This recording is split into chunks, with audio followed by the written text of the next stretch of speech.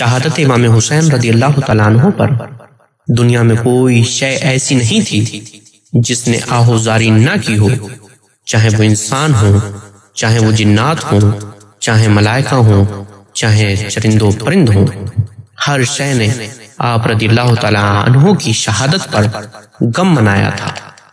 ناظرین اکرام، آج شہادت امام حسین رضی اللہ تعالیٰ عنہ پر جنوں کی آہوزاری پر کچھ عرض کرنے کی سعادت حاصل کروں گا۔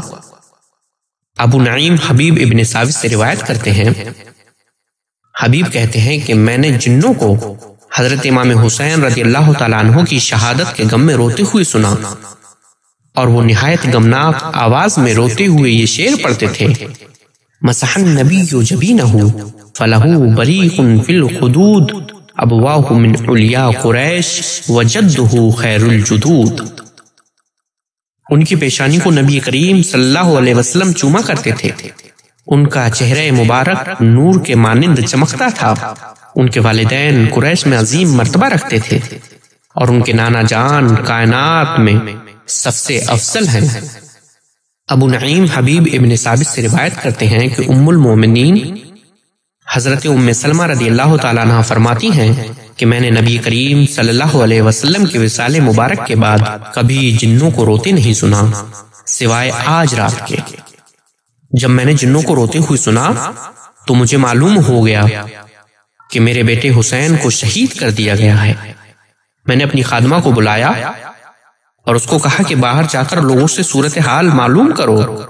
وہ باہر گئی اور واپس آ کر بتایا کہ حضرت امام حسین رضی اللہ تعالیٰ عنہ شہید ہو گئے ہیں۔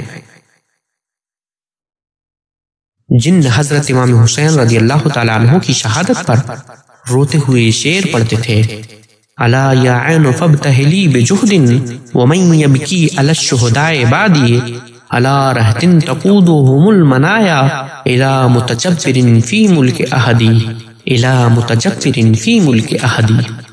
اے آنکھ جتنا ہو سکے رو لے، آج کے بعد شہیدوں پر کون روئے گا؟ ان پر رو لے جنہیں موت ایک ظالم بادشاہ کے پاس کھینچ کر لے گئی۔ ابو نعیم مزیدہ ابن جابر حضرمی سے اور وہ اپنی والدہ سے روایت کرتے ہیں، ان کا بیان ہے کہ میں نے خود جنوں کو حضرت امام حسین رضی اللہ تعالیٰ عنہ کی شہادت پر روتے ہوئے سنا۔ جن رو رو کر یہ شعر پڑھتے تھے: انعا حسین حبلا انعا حسین حبلا کانا حسین جبلا۔ میں اشکبار آنکھوں سے امام حسین رضی اللہ تعالیٰ عنہ کی شہادت کی خبر دیتا ہوں، وہ حسین جو صبر و استقامت کا ایک عظیم پہاڑ تھے۔